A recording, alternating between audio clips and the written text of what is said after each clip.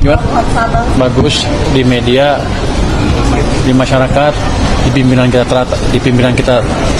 pimpinan tertinggi kita. Jadi kita harus perbaiki. Yang mana kameranya?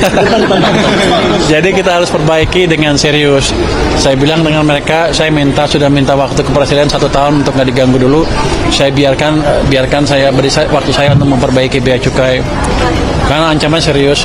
Kalau kita bea cukai nggak bisa memperbaiki kinerjanya dan masyarakat masih nggak puas, bea cukai bisa dibukukan diganti dengan SGS seperti zaman dulu lagi. Jadi sekarang bea cukai, orang-orang bea cukai mengerti betul ancaman yang mereka hadapin. Jadi mereka sudah amat semangat memperbaiki kinerja mereka. Dan kita sudah mulai terapkan AI di stasiun-stasiun bea cukai. Jadi nanti under invoicing akan cepat terdeteksi sambil kita perbaiki yang lain. Jadi kita pelajari betul. Jadi sekarang cukup baik kemajuannya. Saya pikir tahun depan sih sudah aman lah. Artinya bea cukai akan bisa bekerja dengan baik dan profesional.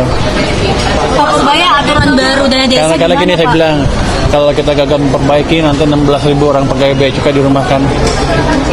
Jadi mereka orang bea cukai pintar-pintar dan siap untuk merubah keadaan. Gimana? Bilang katanya mau bubarin bea cukai, Pak. Memang ada apa sih Pak di bea cukai? Kenapa? Bukan saya mau bos. Saya nggak kesal bea cukai. Tapi kita memerlukan keseriusan dari kita semua di Kementerian Keuangan untuk memperbaiki kinerja bea cukai. Jadi sempat ada wacana kalau kita tidak bisa memperbaiki kinerja bea cukai, maka akan dijalankan seperti tahun dulu waktu zaman Orde Baru SGS yang menjalankan pengecekan di custom kita.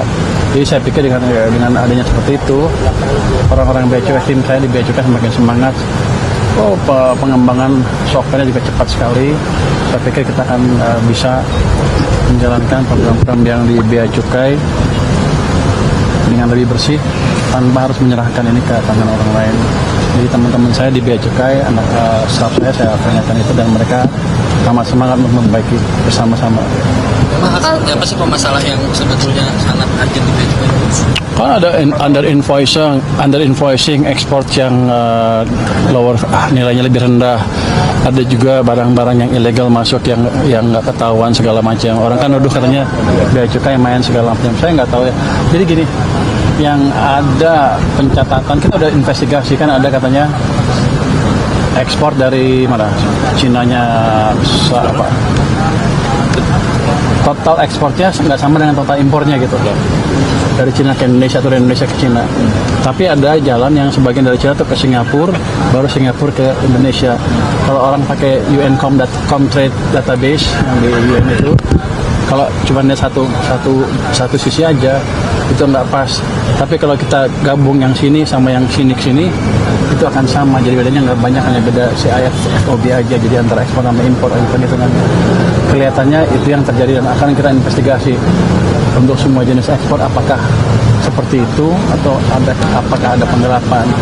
Ini masih kita kerjakan manual, nggak lama lagi kita akan kerjakan pakai AI, jadi akan lebih cepat pendeteksiannya.